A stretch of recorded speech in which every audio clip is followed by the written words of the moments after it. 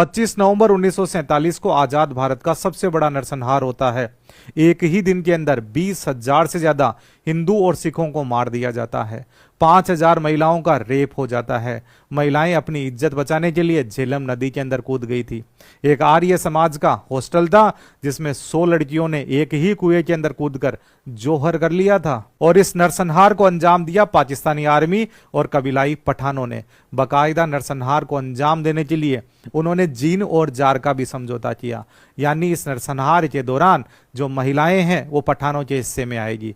और उन्होंने बाकायदा 5,000 महिलाओं को अपना गुलाम बना लिया था।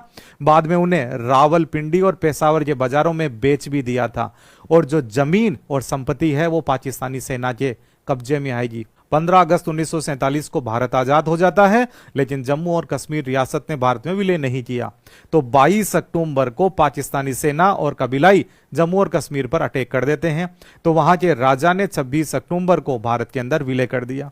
उसके बाद में भारतीय सेना पाकिस्तानी फौज को पीछे खदेड़ने में लग जाती है। लेकिन नवंबर महीने के बीच आते आते शेख अब्दुल्ला के कहने पर भारतीय फौज को रोक दिया जाता है। जहां पे फौज रुकी थी उससे 15 किलोमीटर की दूरी पे था मीरपुर। वहां पे पाकिस्तानी फौज पहुंच जाती है और आम नागरिकों को कहा जाता है कि आप अपने घरों पर हरा झंडा पहना लो और हमारी फौज को यहां पे अपनी जगह बनाने दो। लेकिन वहां के निवासियों ने मना कर दिया और अगले दिन केसरिया झंडा पहनाया और कहा कि हम आपका मुकाबला करेंगे। पाकिस्तानी फौज और कबीलाई पठान उन पे अटैक कर देते हैं।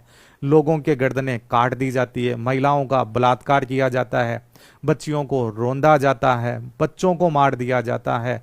और वहां पर 20,000 से ज्यादा लोगों को एक ही दिन के अंदर मार दिया जाता है। उनका गुनाह केवल एक था कि उनका धर्म इस बंटवारे के दौरान अलग था और उनको भारत ने भी स्वीकार नहीं किया था। इवन जब यह अटैक होने वाला था तो मीरपुर के लोगों ने जम्मू कश्मीर रियासत के प्रधानमंत्री मेहर चंद महाजन को लेकर तत्कालीन प्रधानमंत्री नेहरू जी के सामने भी गुहार लगाई थी। उस समय वो शेख अब्दुल्ला के पास में भी पहुंचे थे, लेकिन कहीं पर भी उनकी कोई सुनाई नहीं हुई।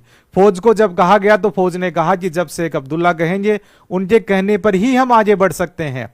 तो ये इतिहास के सबसे बड़े कत्लेआमों में से एक है जिसे इतिहास में दर्जा ही नहीं दिया गया।